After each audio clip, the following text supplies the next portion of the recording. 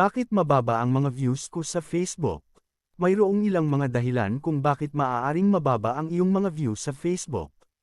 Narito ang ilang potensyal na dahilan: ang iyong nilalaman ay hindi nakakangganyo. Kung ang iyong nilalaman ay hindi kawili-wili o may kaugnayan sa iyong madla, maaaring hindi ito makatanggap ng maraming view.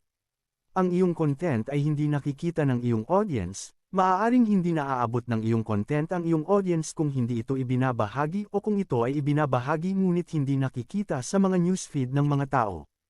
Mayroon kang isang maliit na madla. Kung mayroon kang isang maliit na bilang ng mga tagasunod o pag-like ng pahina, ang iyong nilalaman ay maaaring hindi makatanggap ng maraming view dahil lamang sa hindi ito nakikita ng maraming tao.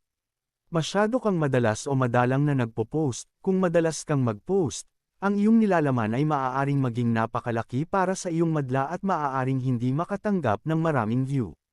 Sa kabilang banda,